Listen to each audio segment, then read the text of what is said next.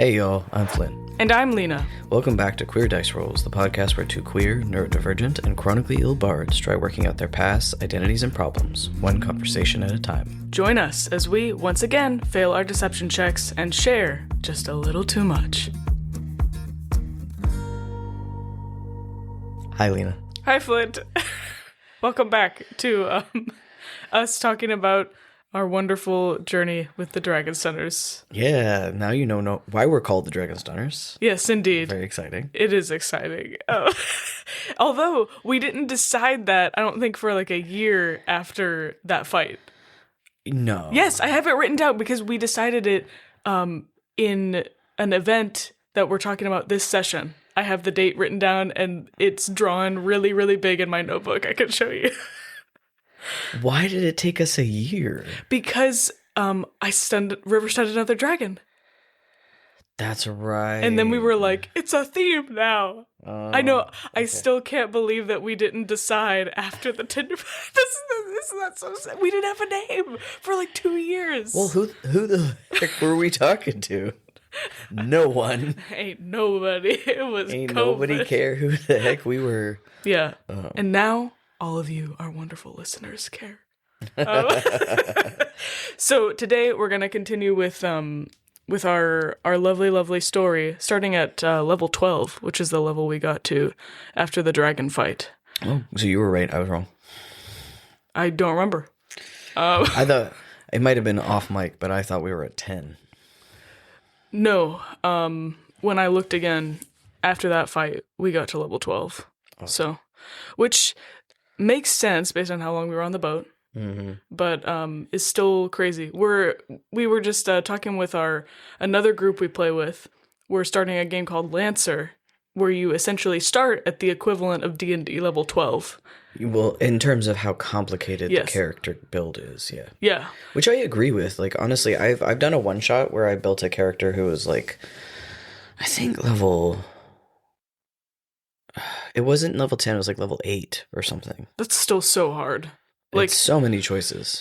It's so many choices that you don't have, like, the background for, necessarily. Well, you don't have context for. Like, I mean, with Mirth, as I've said, like, every choice I made after we were out in the jungle was stuff that was planned, yes, but it was planned because of things that happened. Yeah. It's so much easier to make choices that way. Yeah, you would have made completely different choices if it was in a vacuum of... Oh yeah, I had old notes on like, this is what I think he might take, and then it was just like, no, you never take this. It's the same with Mercutio. I remember like all the spells I thought he would take, and then I was like, oh my god, he'd never take that. Of course he's taking this because he's learning it from so-and-so, right? Mm-hmm, mm-hmm. So much fun. But let's hop back in at level 12. But first... A word from our characters.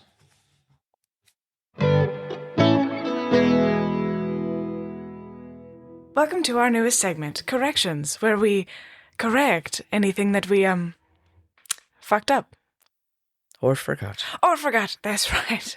Well, this week we have corrections from Bartis about our previous episode, and it looks like I'm starting, so here we go. Silky and Rurik are Musharib's children, and Silky had a bit of a chip on her shoulder about his exile. Oh! Hello, it's my friend. I haven't seen you in so long. This is Fala. I'm just a friend from their campaign. Okay. That's what you do, right? Okay. Yes, that's correct. The weird magical aura you remembered from Shilku Outpost was when you found Barend. He had exposed some dungeon stone, the material the fire dungeon used to encase its spaces. And Kayleen sensed it. Oh, sensed it was magical. But River could sense ki in it.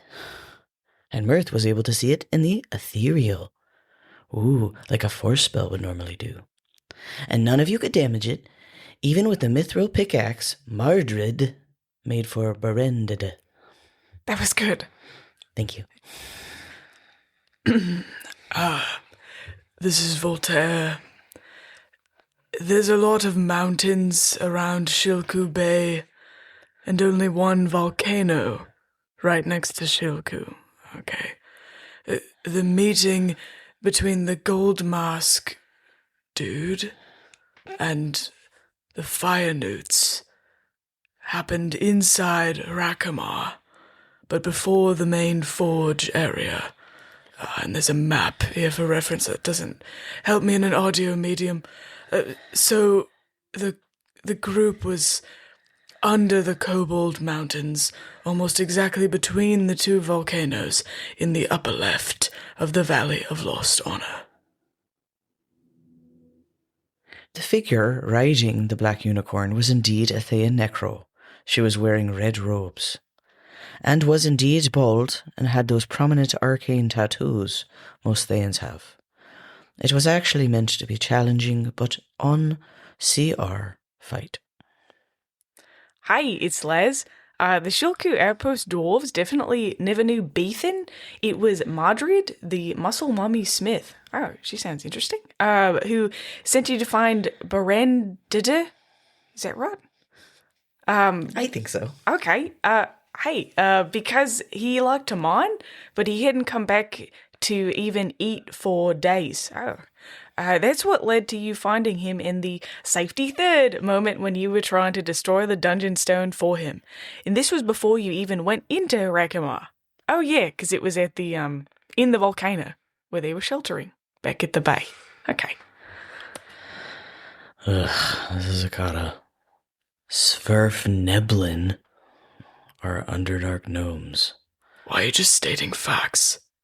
That's what's written on the paper. Oh, okay. Duragar are Underdark dwarves. And that fight was after the group cleared Rakamar because it was the tunnel leading past the prison area. Hey, this is River. Bardas didn't make the, quote, swipe right, etc. abilities for Tinder the Dragon until Kayleen made George one of his babies who looked like a little mini dragon out of her crystallized heart. The powers that Bardas gave her in the first phase of the dragon fight and the punny levity were the inspiration for George's abilities. Hey y'all, Havoc. Fall damage caps at 20d6 in 5e. But yeah, it still would have been deadly. Thank you, baby. Thank you for talking about most possible imminent death. Well, that's our corrections for the week, and we'll be back next week with, I'm sure, many, many more. Well, back to the show.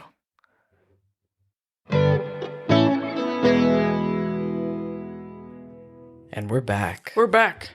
I have a fun thing for you first before we get into the plot.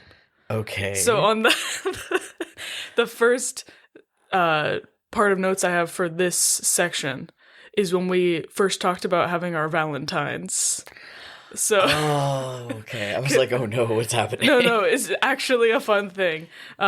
So we maybe this year for Valentine's Day we can make little like animations or something. That'll be fun. It's so funny. But we came up with like what would your character's little like cheesy Valentine be? You know, like they have Scooby-Doo Valentines or whatever. Yeah, I think I saw like because I was still really active on Twitter then. Yes. In my Twitter was heavily curated to only be D&D content, fan art, and like CR, like Critical Role stuff. Mm-hmm. And I saw that somebody had made Valentines with like things that they had said for the Mighty Nine. That's right. I was like, hey guys, we should do it. What would your Valentine be? Yeah, do you remember what one of your Valentines was? Here for all your needs. I would love to receive that Valentine. I think Rivers was something like, I'm falling for you. Or like, you're stunning. You're stunning. I think Adon's was like, shot through the heart. Yeah. And we know what Kayleen's is. You're one of the 12 things I'm constantly thinking about. And I don't remember, I think I wrote Zayd's down. Zayd's was something with luck.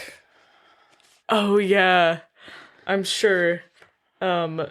If you remember, let me know, but I've almost... No, I mean, that was one of the things I wanted to say was like, the reason I sounded so surprised when she was like, hey, I've got something for you is, I was like heavily participating in the beginning and had all the notes with Bardis, and now we're really heavily relying on Bardis / Lena's notes.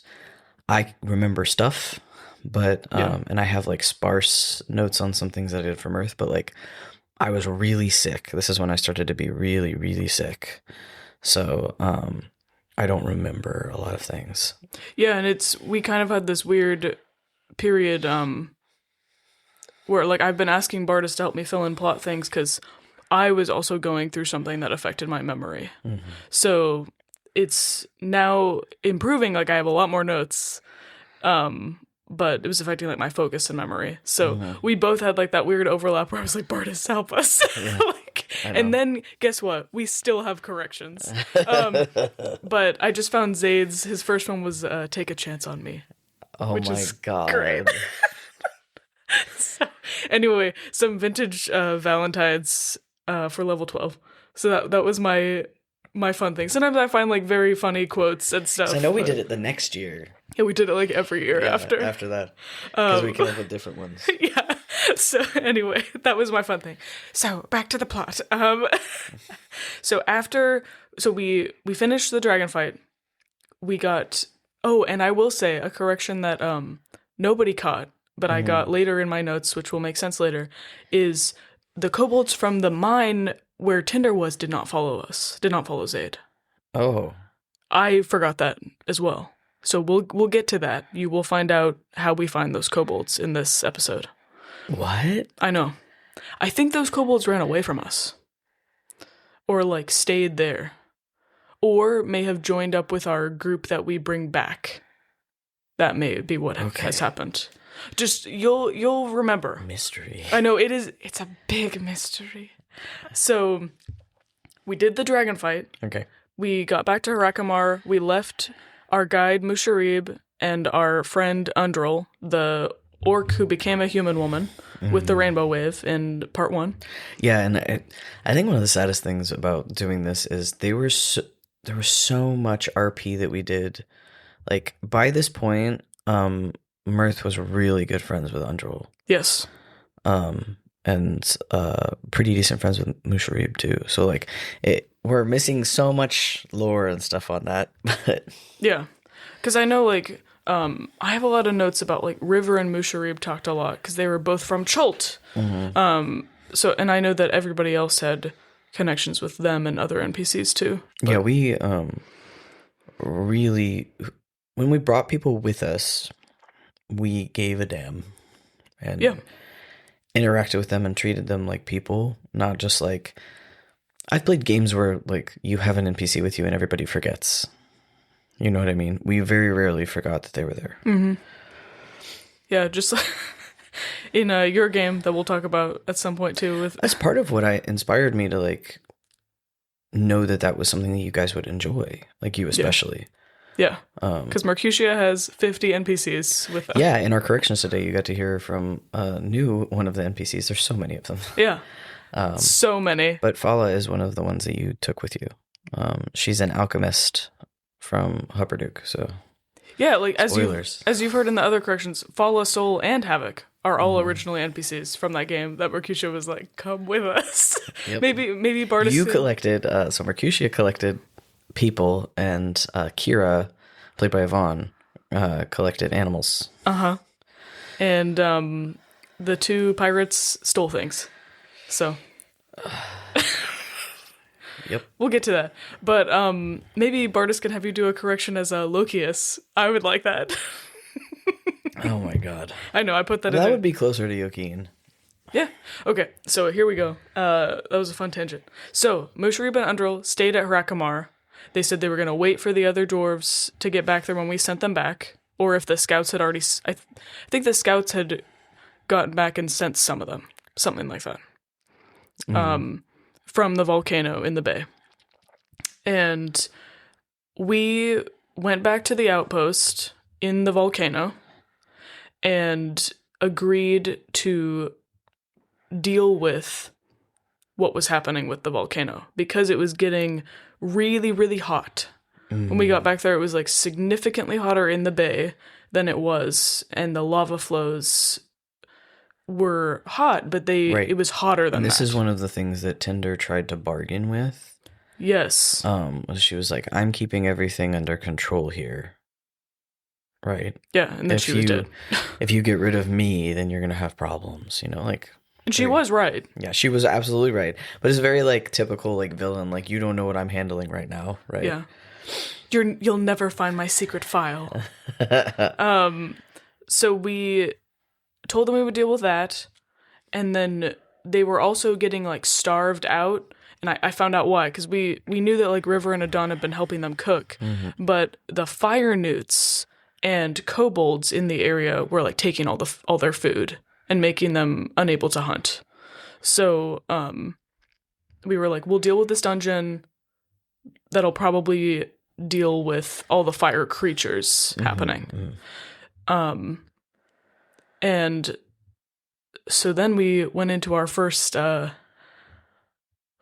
pop-up dungeon. Yeah, not part of the Tomb of Annihilation, just a pop-up dungeon. But I say just in jest, because like these dungeons are so cool.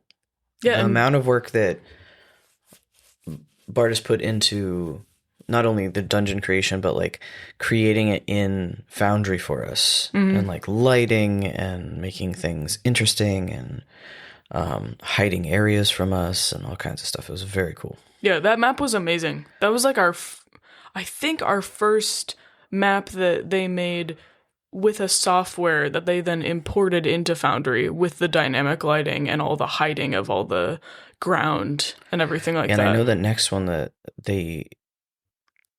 Bardis told us that they used like a dungeon building software for the next one. I regret so much that we did not continue in that dungeon. I know. We'll talk about that one in the next session. So you get to hear about two of them. They're both very, very cool. So the first thing that happened was we went inside. So essentially, like, we were going inside the volcano. It's not really into a liminal space. It's like there, but it's there by magical means. Yeah.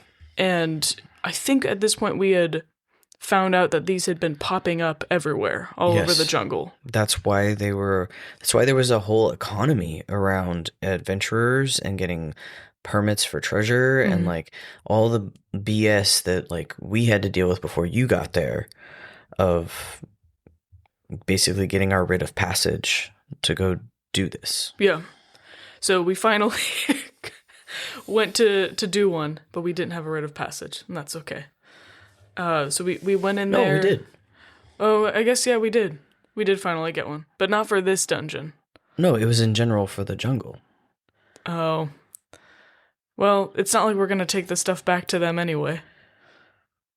We ain't doing it. I don't know. I'm not in charge. You're not? No.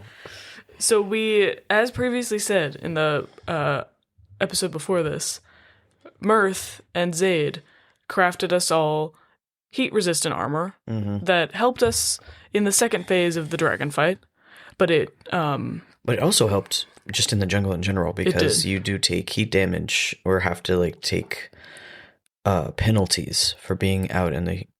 If you've ever been to somewhere like Jamaica, the just absolute weight of humidity.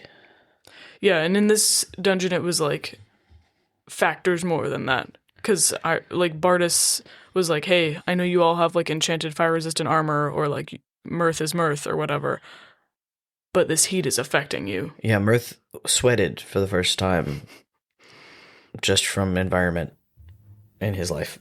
Which was very uncomfortable. He was so concerned. He's like, do you just feel like this all the time? It's horrible. Yeah, it was great. I remember that being like a very silly RP thing. Is this how you live? Everything's wet. Yeah.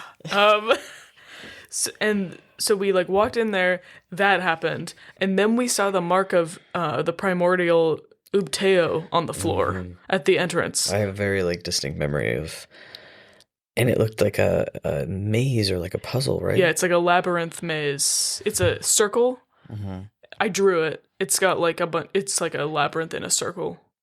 And River has a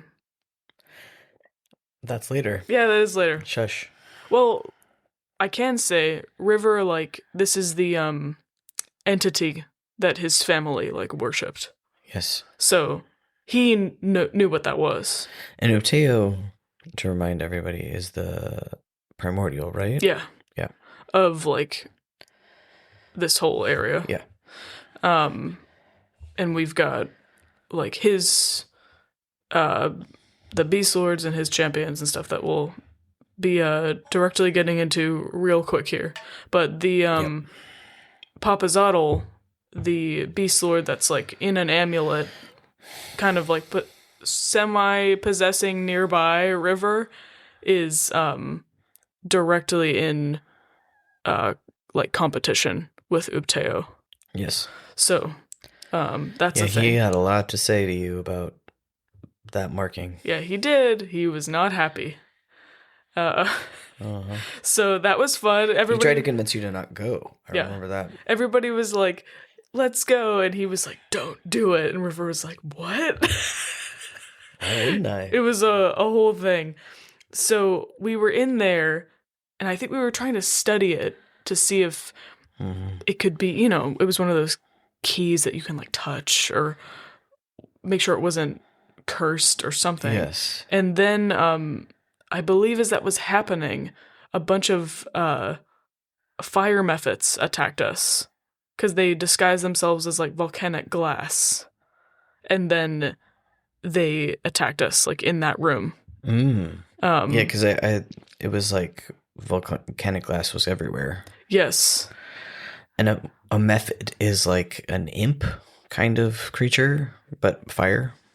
Yeah, like they're low health points. There's usually a lot of them, but they're like a bitch to get rid of. Yeah, I just remember this. There were so many fights. Yes. Not all of them were harrowing, but there were just so many. There were and like at least 10. Couldn't rest. Yeah, there were like at least 10 separate combats, and we kept like walking right into the next one instead of being able to rest, kind of a deal. So like that happened. That was not harrowing. That was more annoying, I think. Surprise, yeah. And then like the way that this cavern was laid out, it was very like twisty turny. Yes. So there were a lot of corners, things you couldn't see around. Yeah, and every time we walked forward and tried to like make sure we were safe to take a second, we would walk into the next fight because the rooms were so close together. Yeah, so that's exactly what happened. We walked into a fight with a small dragon named Rosie, apparently I wrote down, and kobolds. That's right, they were... Oh my god, it just came back to me in a flood. I can see the map. I know, right? Because we were trying to like skirt around some devils or something that we saw. Yeah, there were demons fighting her. And we were trying to skirt around it, and then we walked straight into like 2 or 3 different groups. Yeah. Because one was also patrolling. Yeah, I think I can see the map now in my head. Can't you? I can see that room because we were in that room for like at least 3 sessions. Because we could see 2 other rooms from it. Yes. It was a big room. Yeah. Because we came from this way, and then there was like a large... I'm using hand gestures, I'm so sorry. We came from the east? Came from the east, and then there was a large room where Rosie was, but there was an open hallway to the north. Yep. And an open hallway to the west, and they could see us. And one that we found out later to the northwest and to the southwest. Yeah, so... Because the room that Rosie was in looked like kind of a big, like an oval, but then it extended down to the southeast as well. Like it took a big corner. And I just remember how it felt. Like I can't see, like I said, I can't see the map in my head, but like I remember how it like felt and where like danger was. I remember like how long we were in certain places, because parts of the map I'm like, I see the map, I feel the map, I am the map. I'm the map. So I didn't have a ton of notes about that fight, but I did note that River noticed that her key, like the energy that he can feel being a monk, wasn't hers. I think it was the dungeon core's that he was feeling. So that was like the first time that we learned something about that. That was kind of weird. Because he was like, how am I touching a key that's not hers? And it was very big. Yeah. And then you felt that basically the whole rest of the time. Whenever you fought anything and touched its key, you felt the other thing's key. Yeah. So that happened. We had her, the kobolds, and the demons that she was fighting. I think you tried to convince them to fight with us at some point too. But Of course I did. What are bards for, if not? No, I know that I got some of them too because You I did. used charm. Yeah. You got to use charm a lot in this dungeon, I think. Yeah. Sometimes successfully. Most of the time successfully. So that happened. And then there was that patrol you mentioned. So the patrol was devils fighting Ifriti, which are like beings from the plane of fire, right? That Yeah. are like higher level. Yeah, I think so. They're more humanoid, I believe. Yeah, and they speak Ignan, which is Ignan, the language of the plane of fire. Yeah. Which I have a note about River understanding. Oh, it's Papa Zottle understood Ignan and told me what they said. Yeah. So we ran into these devils. The devils started fighting the Afridi and kobolds. And then they started summoning more devils. So there were just like so many different kinds of enemy. Because some came with the dungeon and some didn't.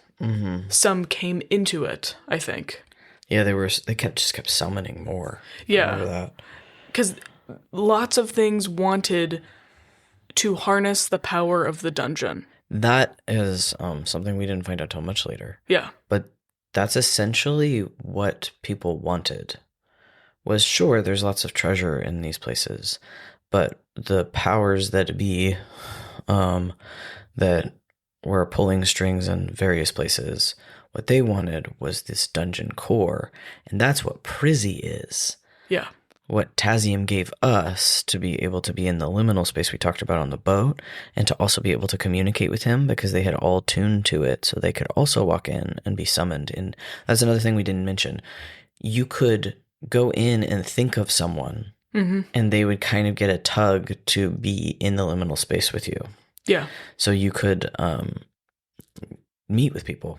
It was like sending them a message without knowing the message spell, essentially. Yeah. But they knew exactly. It was nonverbal. Like they knew exactly what they it meant. knew that you wanted to talk to them, essentially. So this core that River felt through fighting things in here is what everybody's after in all of these dungeons, really. Because we don't know the whole scope of what they can do. Obviously, Yeah. Prizzy can do a ton of shit. Yeah. And so it's that's what everybody was after. And there's an intelligence to these things too, like we talked about with like Prizzy had a personality that was very childlike and friendly. This one was not. No, it was This not. one was mean.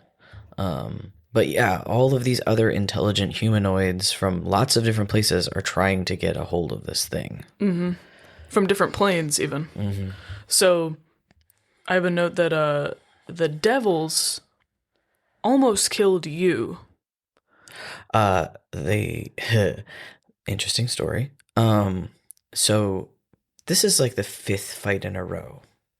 Yeah, by this point, yeah. By the time we get to these roving devils that are higher level, that are with the Afridi. And so we're like, we have got to figure out a way out of this. I don't think we can fight, right? We've either got one side or the other has to help us. And they sent me unconscious. Yeah, because they had healing suppression. Right. So they basically, I was the one that tried to negotiate with them because I could speak Infernal and Yes. a few other things. So like they understood me, but also like they just went after me with the healing suppression, and they got me to unconscious, which technically, depending on your DM, you can consider that person like the NPC dead when they're unconscious or whatever, but PCs like us get the chance to try to revive. While I was unconscious, when I got hit like to 0, they spoke to me and kind of froze time and were speaking to my soul, is my understanding. Because demons, like are these devils or are these demons?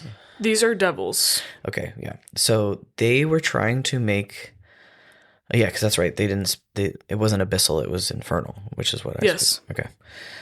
Okay. We had killed the demons already. They tried to set up a contract with me while I was unconscious that would have been totally my choice, signing on behalf of the party to get out of there safely. And Bartis did send us like a copy of it. But I have never, I don't even remember why I decided to say no. There was something in, Mirth was about to say yes. Mm-hmm. And there was something in what one of them said that upset him. I think it was the way he was trying to convince him was that he was saying, you know, your friends are doomed. You're doomed. You belong to us anyway. They're never going to save you. And I remember specifically Mirth saying, I believe in them. I know that they can do it. They're not going to leave me here. And so he didn't sign it. Yeah. So I was looking at the contract. I can try and read some of it. It's really complicated. It's very long. It's extremely complicated, which is why they probably talked to Mirth and not like Kayleen, right? Well, I will say, in the order of events that I have, we were doing that devil fight. They almost killed you the first time. And then we went into the hut to retreat, to try and rest. And they offered a deal to all of us. Later. No, that was first, is what I have. That they offered a deal to all of us. And then we rejected that contract. You went down during that fight, and they offered you a different one. Oh, okay. Why didn't you stop me? Because you were saying things that were correct. About, like, your contract. Yeah, because and everything. we did find out, I did want to say, we did find out when I put up the tiny hut. The tiny hut is actually within the spell temperature regulated. You can control the temperature inside. That's right. So it occurred to Mirth in between the fight when we retreated and we're like, we can't do this. It was like, what if I try to put up the tiny hut? I think I can control the temperature inside. And so I made it like AC inside. It was great. We were all like, like that sigh of relief. But this contract it's called a Pactum Infernalis. It's really long. It's in a font that I can barely read. And there are many sections. But the things that were offered were like 200,000 gold pieces, restoration of the environment in the area. And I think this dungeon core's name is Demesne? That sounds right. That's what I'm seeing. So there's like all this stuff, but that's like some of the stuff they were offering, but it was not a good contract. Right, but see, usually I thought that it was demons. I'm sure Bartos will correct us. I think the demons are the one that wrote the like really long contract and were like, hey, we'll help you if you help us and get out of our way.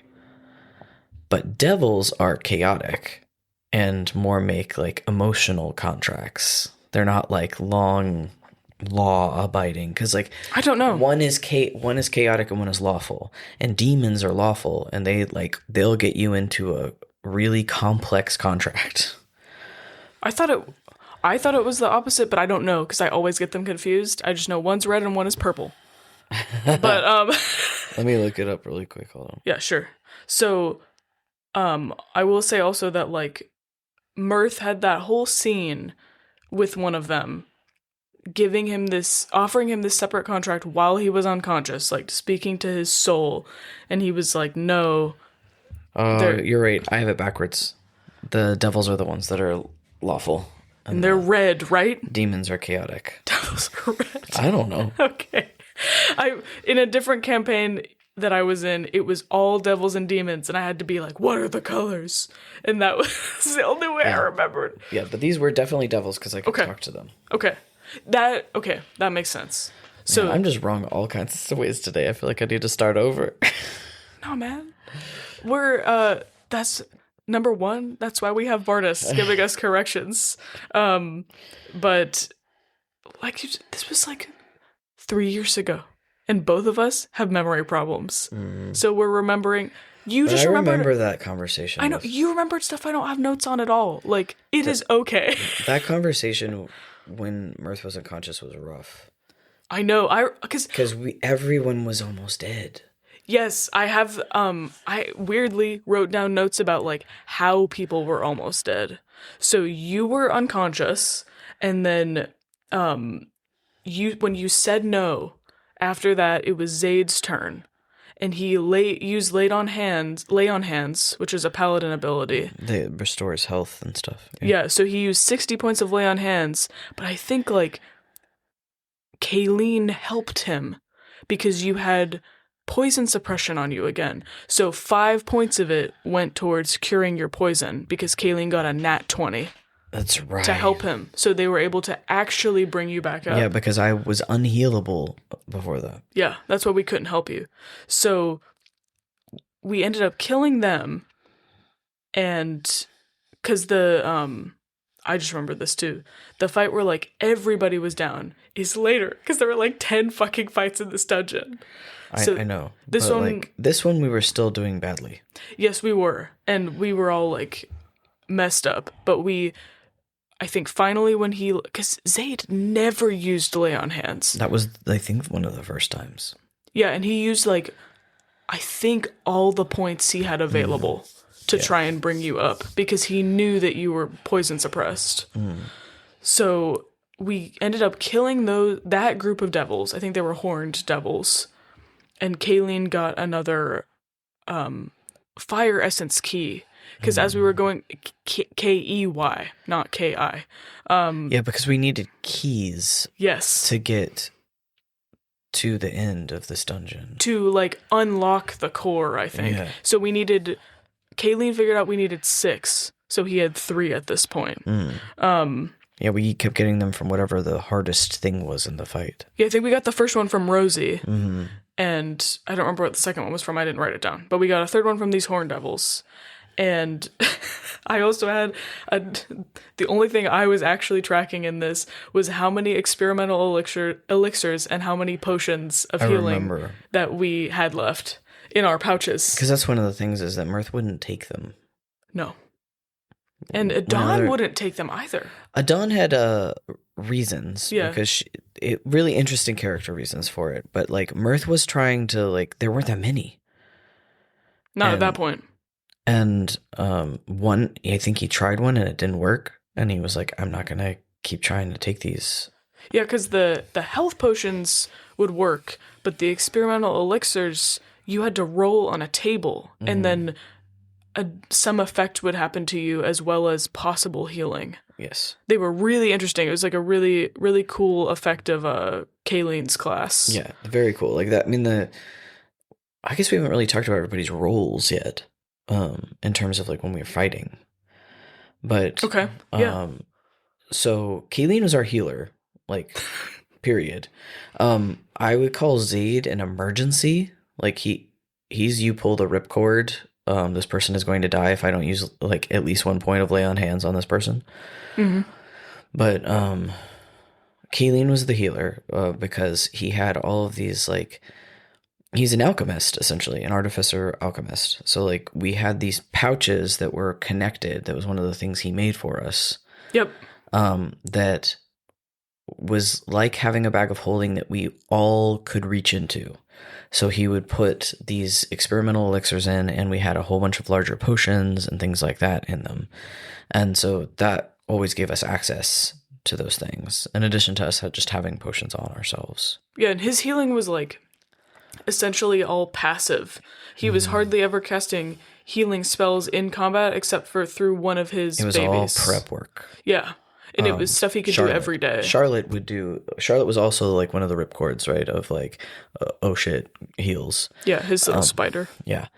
But, so he was our healer, and then he also did a lot of like some damage, but a lot of debuffing. Yeah, buff really. debuff. Because he would do haste and fairy fire and slow, right? Yeah. Yeah. And then Things like that. The stuff with George of like charm and those sorts of things. Yeah, and he didn't have George yet. Yeah. Soon. And then Adon was just like pure damage. Like she had a few things that she would use for control, and some traps. Mm-hmm. But most of the time in the fights, she was, I strike first and I strike hard. Yeah, and very often ranged damage. Yeah. And then River is control. Yeah, because he can stun people. But you are also like a lot of damage too. Yeah, he ended up doing a decent amount of damage if he hit, because he could do like a maximum of 4 attacks per turn, and stun and run. He can run really far. Yeah. So he would help control things. And then Zaid was our only pure frontline. Yeah. Because Zaid wore heavy or medium, maybe? I don't know. Think heavy. Heavy armor. And that's right, because we remade it, but it's in Musharib's style, where it's not like metal. And he just hits hard because of smite. He smites the shit out of people. Yeah. So he was pure frontline, and then Mirth could be frontline. Yes, he was very good at it. Because of being dexterous, not because of armor or anything like that. Mirth was everything. Yeah, Mirth could do. He was the most flexible, literally. But he could fill if we needed more control, if we needed more damage, if we needed more frontline. Like, he had a flourish for everything. I had buffs, I had debuffs, I had like things to put things to sleep or to charm them or to explode their brains. That's later. But at that point, I was very much like, I just didn't have enough health or anything to be frontline. So I tried to be. You were more off tank than me. Yeah, I was usually more off tank, but you had also I would like to honorable mention like spells like you mentioned last episode, Steel Windstrike, that make you frontline without having to make you tank. Yeah. Right. I had so much mobility. I had mobility in a really different way than you. Yes. Because you're fast, but I had like a lot of things that allowed for me to like move in and out. Think more of like a finesse swordsman who's coming in, attacking, and then jumping out. Yeah, it's that image of like you're lunging really big to get into range of your enemy and lunging out, but instead Mirth is just like short distance teleporting everywhere. Well, that was occasionally, but no, but he literally, the way he fights, like all his flourishes are those things. Yeah. Are like leaning in or spinning. Like he's dancing the whole time he's fighting. It's not like Zaid where he would plant his feet and he's there with his, sword and shield. Yeah, and let things come to him. And he's like, come at me, right? Taunt. Yeah. Mirth would literally dance around things. So Zaid was really low in health. And he was other than Kayleen, I think he had the most health. Yeah, he did. And so at that point. And we were so low on elixirs and stuff, and like we were low on spells, and we weren't really getting the opportunity to take a long rest so that we could actually like restore things. Yeah, and this was right after we were in the dome, and then we did that fight with the devils where you went down, you got offered the contract, and then he got you back up, and we immediately went into a fight with the Afridi. And that's when everybody was about to die. Mm-hmm. So I had noticed that River did a lot of dope monk shit, as we like to say, And this was the first time that Papazotl, or the second time that Papazotl used his body. Yes. Because he did it on the boat that we talked about. But then this time, he, semi-possessed his body when everybody was about to die. Because he spoke to them in Ignan. And said, by the accords of the Forest Lords, I demand parley.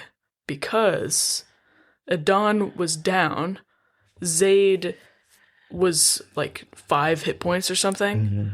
And I think I had just run over to give him a potion, dump it in his face. Yeah. And I think Kayleen was probably fine because he usually stayed out of range of stuff. And you were well, he was also taking heat damage too, though. Yeah, he was. Because that's the other thing is we were taking damage for being in the heat. Yes.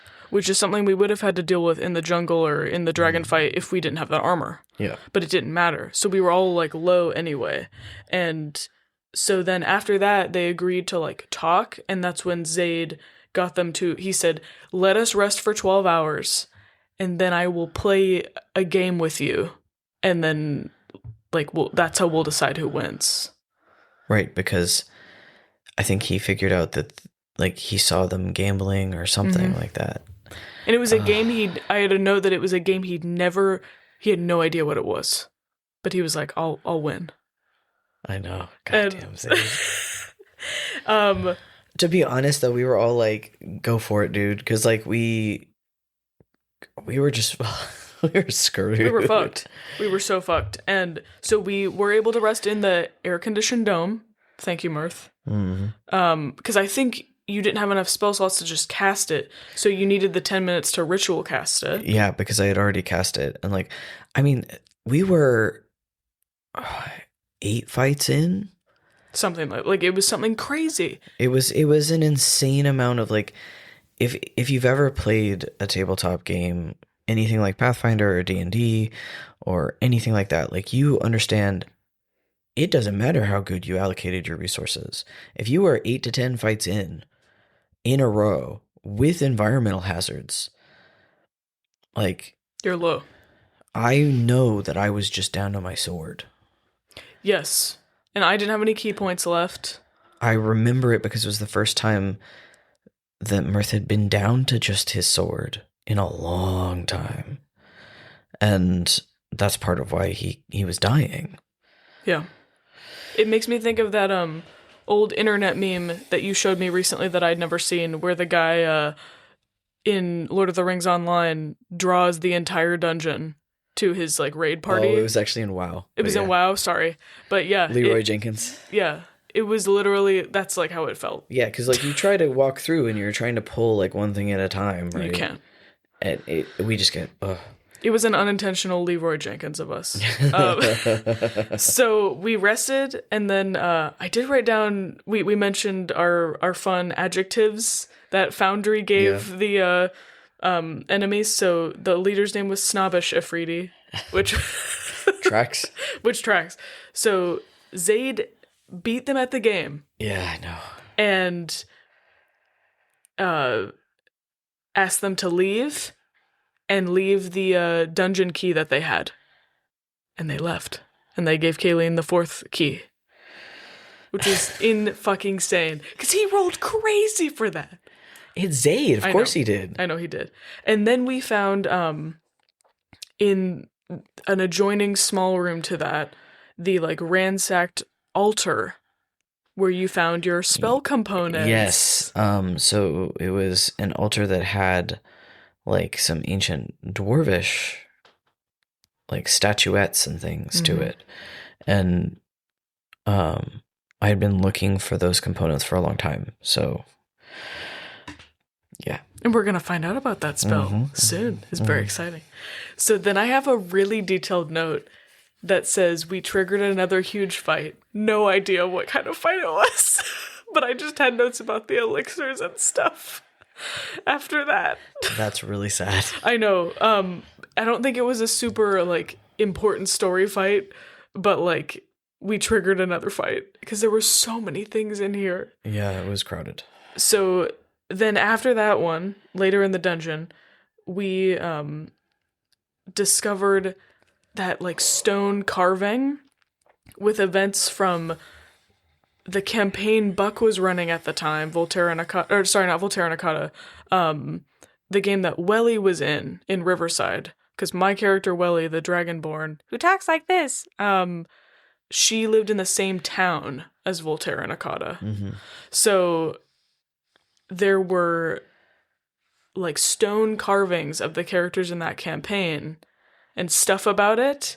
Because they were in the same plane from where these creatures came from. Yeah. It was really cool. So we interacted with it, and when we activated it, it summoned essentially like a fire attuned owlbear that vomited lava at us. Yeah. Because I think in that other campaign we had just fought a regular owlbear, which was fun. But yeah, because Bardis and Lena were players in the other one. Yeah, and we didn't I didn't figure that out for like ever. They had to tell me. They were like, "It's your character," and I was like, "Oh, in the carving." I can be kind of thick sometimes. So Flint shaking his head no, but in a silly way. No, I'm just gullible. So we had that owlbear fight, and then after we defeated it, we got themed items, each of us, based on the characters in that campaign, and that's how River got his Sunblade, his like Jedi sword. Essentially. Is that why I got the harp? No. You got that insect. Oh yeah, I have him. Still. Yes, you still have him. I just never pulled him out because in real life meta, you don't like bugs. Yeah. He's really cool though. You should I wanted to pull him out. Hey, if we play, he's like this. It's one of the little statuettes, and if I activate him, he turns into a giant beetle. Yeah. That I can ride and stuff, which I thought was cool. Yeah. If we play again, please activate him. I'll be okay. Because of the swarm druid, right? Yeah, we had a swarm keeper druid. So people got items that were cool based on that, and that's how River got his. It was just a sword hilt, and then he could push his key out through it, so it's like a Jedi sword. Yep. Very cool. Very cool. That is the weapon he still uses. Mm-hmm. It is his favorite thing in the whole world. So we did that fight. That was just like another fun fight. And then we got to speak to the dungeon core for the first time because it tried to bribe us to leave. Yes, I remember. Because we were winning. So it was like, you can have all of this treasure if you want. Do you remember anything else about like I remember that interaction? So the impression that Mirth got of it was that it was vile. Yeah, it was not good. It was because that was one of like the big things with Mirth is really like all his intelligence is in people and like charisma essentially. Because I think of charisma as a kind of intelligence too. Yes. But like he really understands people, and in the conversation he had with this thing, like he just was like, "Oh, this is a bad entity, whatever it is. It is got really bad intentions, and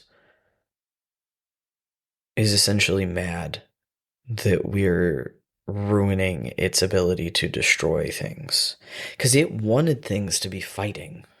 Yes, I think that was part of the thing that like gave it power. Yeah, it wanted strife. Yeah, strife, discordance, whatever you want to. So we had that conversation with it and then rejected its offer, and it sent other stuff to fight us. Yes. So we fought 4 fire, they were large fire elementals, and 3 young helldrakes. And one of them had fire that was blue, so it ignored fire-resistant armor. Yeah. Fully. So we were getting effed by that fight. Uh-huh. But we made it, and then you looted the sentient harp. There he is. Yeah. That Bardis intentionally modeled after my dog in personality. Kip, our podcast pet. Yeah. He's right there sleeping under a blanket. Poor harp. I know. And see, to be clear, I did not realize when Bardis first described it that it was a full-sized harp. I thought he was saying that it was like, it's the kind of harp like a bard would carry like a around. hand harp or whatever. Yeah, I don't know what the name for it is, but like we had an imagination clash, because in my brain I was like, if Mirth had known how big it was, like if I had known how big it was, Mirth wouldn't have picked it up. It's too big. Yeah. Because it was a full-size harp. Yeah. Not one you could wear on your back, Yeah, I mean, we could have maybe tried to get Zaid to carry it, and that would have been funny. He's very strong. Oh, not awkward. Yeah, so we found the sentient harp. We got the last key, and we figured out how to put those into, like, the pillar statue thing that the core was housed in. Yes. So they melted into it, and we heard this grinding and whooshing, like, wind sound, and felt the heat going down. And it was, like, very immediate. Yeah. So the core got destroyed, essentially. Which, like, because we didn't take it, but, like, we didn't take it with us. We just destroyed it because we thought it was evil, right? We didn't know anything about it. Like, in nowhere in our brains did any of us, even the smart ones, connect Prizzy and this thing. Yes. So we didn't know. Because Prizzy, when it was given to us, was the size of, like, my hand. Like, the shard of it was, like, the size of my hand. Mm-hmm. Like, my palm of my hand. Yeah, and this thing was pretty big. It was like the size of a person. Yeah. Yeah. So we destroyed it, and essentially the dungeon was collapsing. So this is when the imagination clash happened, because you were like, I'll carry the harp and I'll carry Zaid, because Zaid's run speed was the slowest. Because Kayleen boosted his speed he had a few spells to do that. Yeah, he had his oh shoot, what's the name for it? Is it the Boots of Speed infusion? Infusion thing. He had an infusion that would allow him to go faster. And both, like, Mirth and River had ways to go faster, and then Adon could just double move. Yes, but Zaid was, I think he has the same movement as, like, Mercutio, like 25. So Mirth was like, I'll pick him up. I was wondering, like, why didn't River also offer? But River's not strong. No. You're the Mirth second is strongest. literally the second strongest person in the party with a 13 strength. Yeah. So then Nobody else could pick him up. Yeah, then Bardas, because Zaid's, like, not light, especially with his armor. Mm-hmm. He's very dense. So Bardas was like, you have to pick Zaid or the harp, and you were like, what the fuck? Like, why can't I bring the harp? And that's when he was like, it's a full-size harp. And I was like, oh, well, okay, then I guess I'll leave it. But it was, like, sentient, so it was speaking to me. Yeah. It was really sad. It was really sad. And you tied Zaid, like, Zaid was on piggyback. Mm-hmm. And then I have the note, we finally decided on our group name after this dungeon, because I stunned another dragon. Yep. So we got outside. We all made it. Oh, Jesus. The dungeon. Every You're not time ready. it makes my heart go... Yeah, so many things happened when we exited this dungeon. The dungeon collapsed behind us. We just made it out. Yes, it was very, very close. Because we had to roll and stuff to see if we would get out. Yeah, it was like a big skill challenge to get out. So when we got out, the temperature was back to normal. Yeah, it's still the hot jungle, but it's not, the fires of the hells hot. Yeah, there no more, like, lava flows. And it started raining pretty shortly after we got out. And when we walked outside, there were these gigantic pillars of ice right in front of us. There was like a tornado of ice. Yeah. So when we went in, it was just jungle. Mm-hmm. There was, like, rocks and, like, normal stuff that you would find at the bottom of a volcano or a mountain. And then there was trees and bushes and things like that. But when we walked out, immediately outside the door, there was this volcanic, like, not volcanic, this tornado of ice that was holding hundreds of skeletons. Yeah, it was holding hundreds of skeletons the nightmare, the like dark unicorn, and a humanoid that looked like the writer that we saw, also bald, like But another it wasn't Thayan. the same person. Yeah, it was a different Thayan necromancer. A different Thayan with a different nightmare. Yeah. That had been waiting outside for us. With a skeleton army. Uh-huh. And so like we saw them then get essentially like crystallized into these ice pillars. Well, they were like that. Oh, right, because the tornado like happened when we were like No, we don't this know. was like it had already happened. What we came out to was we investigated a little bit because it was like, what the hell? It was horrifying. After being through this harrowing dungeon, almost dying so many times, we came face to face with these things that we had tried to avoid, and it was a different Thayan on a different nightmare with a different skeleton army waiting for us. You could tell that they had been there for a while. Yeah, they probably wanted the core, right? Right? And they were trying to ambush us once we did all the dirty work, essentially, was the conclusion that like Kayleen and Adon had come to when they investigated the area. But something with an insane amount of power just froze all of them. And there's so many things I want to say, but we have to find out later. We had no idea at this point. No idea. No idea what the hell could have done that. But it was terrifying to the point where I do have like weird nightmares about it sometimes. Yeah, so because it was so unexpected. Yeah. And I think like that happened. They tried Good to job, figure. Bartis. Yes, great job, Bartis. They tried to figure out what it was. I remember that was the first time we played tail tag with our tails. Yes, that was the first time we played tail tag because we were so stressed out.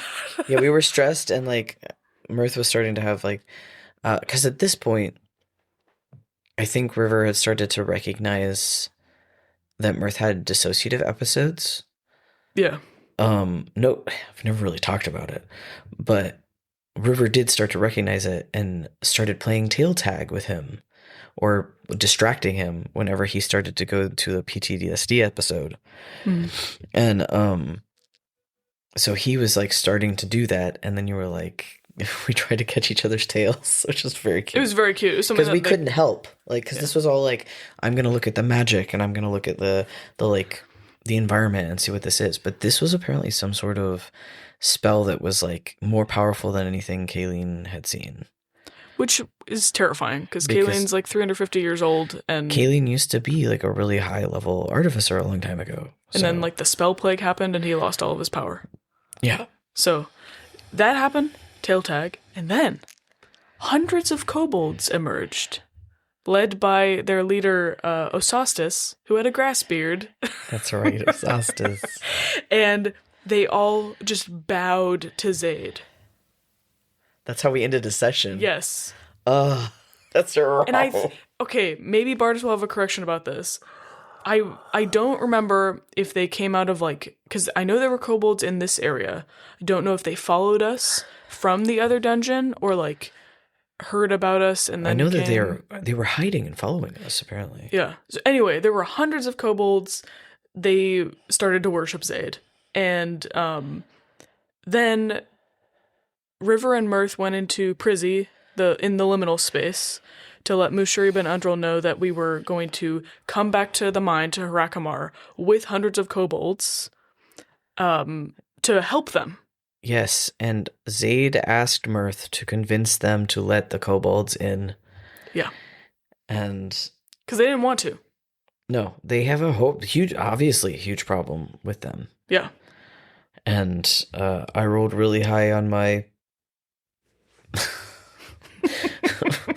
my persuasion. Yes, you did. You're welcome. So we began that journey back, and that night is when you cast your new spell. I cast my new spell. Yeah. So now you get to talk about it if you would like. Yeah. Which is the last thing we're going to talk about this episode. So we'll get into like what happened inside, because this changed everything. I'd been planning this for a year. And with the components that I got and with us leveling up after Tinder and stuff, I was finally able to cast Magnificent Mansion, which I think I explained in a previous episode. But What level spell is this? 7th? 7th, I believe. So this is like you have to play for a long time to get this spell. Yeah, and you have to save it. That's one of the things. I always save a spell 7th or higher to make sure we have a mansion. Yeah, and it's My resource management sucks.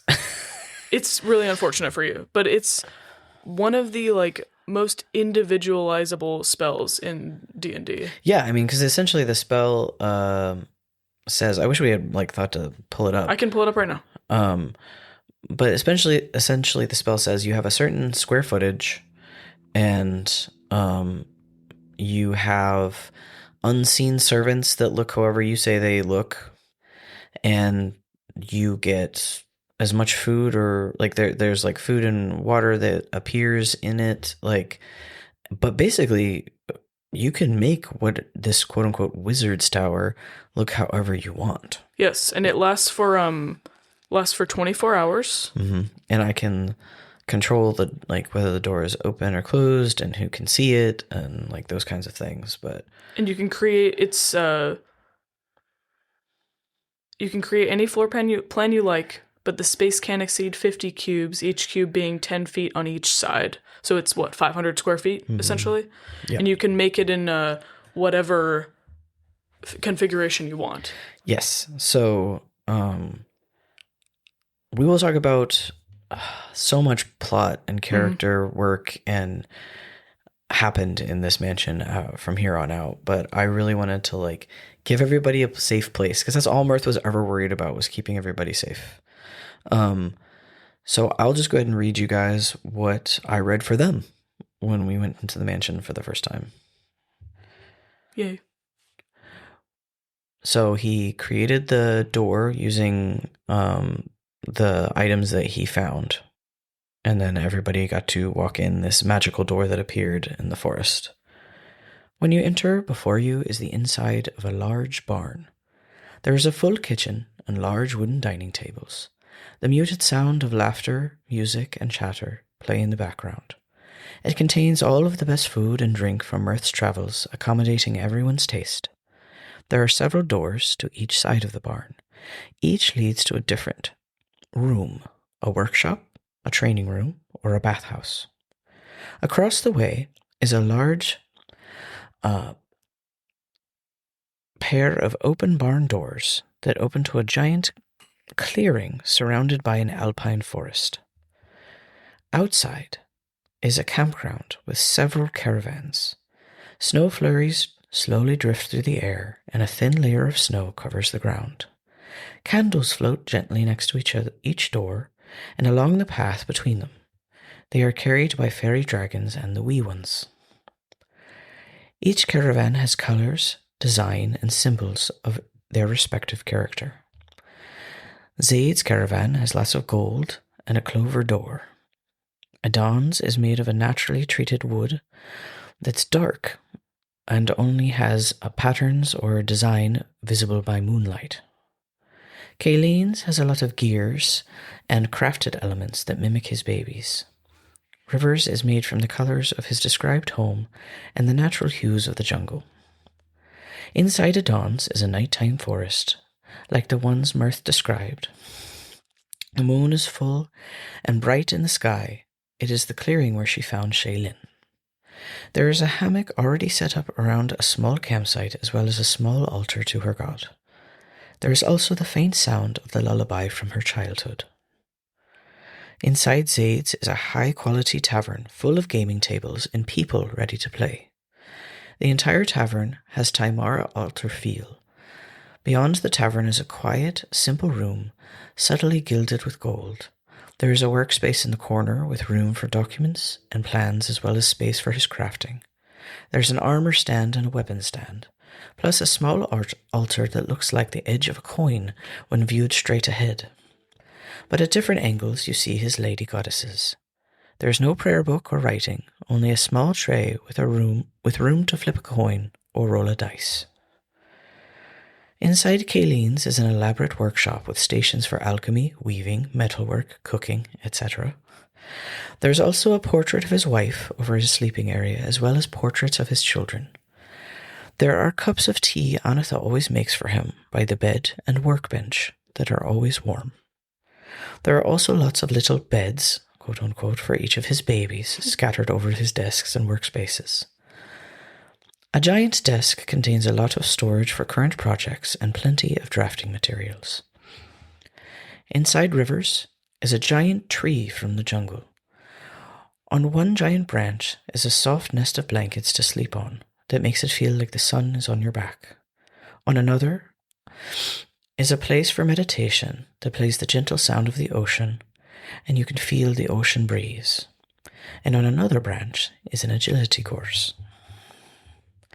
Inside Mirth's caravan, which is an exact replica of his actual small caravan from the carnival. The inside is an exact replica of his and Thaz's trailer, though the inside is only slightly different. There is a little more headspace. It's cleaner and less cluttered.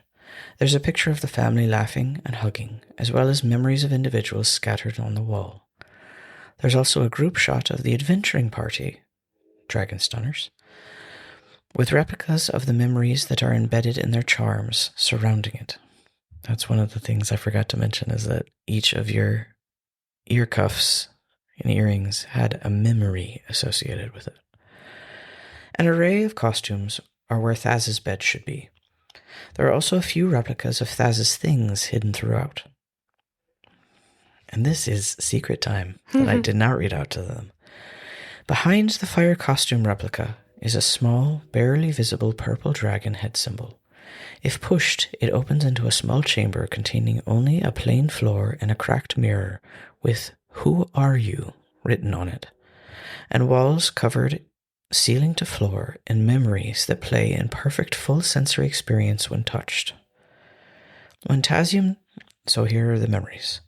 When Tazium told him to leave, the Rakshasa dream, dying, the purple eye, being outed as a tiefling, the rush he started to feel the first time he killed anything, the bloodlust he felt on the boat, and this is a dream we forgot to talk about, a Rakshasa's voice saying, "Well done, Cubbling." The boy Kor dead on the ground, El as a spectre, and El as a dragon, and it added as he remembered things. And now back to what everybody else gets. A small courtyard is in between the caravans and the barn, with plenty of comfortable seating and tables of all styles and sizes, so that everyone has communal space to visit. The air only feels as cold as each person is comfortable with, but they still see their breath and hear the crunch of snow beneath their feet. If there is a guest with them, like Undrel, a trailer is made for them, with the inside containing what Mirth thinks will make them comfortable and happy. Each night, snow begins to fall, and each morning, there's about a foot of snow on the ground. That's it. It takes me back. That was so nice. I spent a lot of time on that. I wanted know. it to be special for everybody. We'll talk more about it and about like all the stuff that happened in there, because there was a lot of stuff that happened that first night in the mansion. Yeah, and you guys didn't find out about that memory, the sad memory room, for a long time. Except for me. Wrong character. I think he found out about it first, but like in a few sessions is when they went in there, pretty sure. Yeah. I'll look back. But yeah, that was the first time I'd ever even heard of that spell. It was so cool. It was so much fun. I'm glad it made you guys happy. Everybody seemed really happy with it. So. It was amazing. Like we all spent so much time there. And you made so many snowcats. Yes, I did. Snowcats. With my best friend, who's a Pegasus. We haven't even talked about him yet. Well, it's because he hasn't been summoned yet. Yeah, I know. So that is, I think that's it for this part 4 of the campaign of the Dragon Stunners. I'm very excited to talk about all the Magnificent Mansion stuff. Yeah, there's so many things that happen inside of it. We even bring like strangers and stuff inside. It's really interesting. But yeah, we'll talk some more about that next time. Thanks for joining us this time. We'll be back to give you our outro. But first, a word from our characters.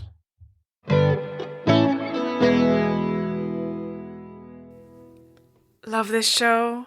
Of course you do. Want to learn more? I mean, who wouldn't? Well, you've come to the right bard. This is Mercutia's Market with your host, me, Mercutia Claudius Titania Banquo Ulysses Falstaff. And yes, I did make the name myself. If you have questions for your wonderful hosts or me or anyone else you heard on the podcast, but mostly me, email us at queerdicerolls, that's ROLES, at Obroris, that's OBRORIS, archives.com. If you wish, you can send these poor, tired queers the funds for their iced oat lattes through our Ko-fi, Queer Dice Rolls. Be sure to follow us on all your favorite platforms. If you'd like to peruse these or any other links, check out our link tree. This week, we want to thank our lovely listeners. We appreciate all of your feedback and for telling us what you want to hear about. Please continue to let us know. You're gorgeous and we love you. That's all for now, but I'll be back next week. Ta-ta! You've been listening to Queer Dice Rolls with Flynt and Lena. We've talked some about protective spells and charms that Mirth did for the Dragon Stunners. Have y'all ever made gifts for your friends in game? Don't forget to send us a message on Instagram or Buzzsprout. We'd love to hear from you. The two of us will be back next week with the continuing tale of the Dragon Stunners. But until then, take this inspiration die, just in case. Bye, y'all.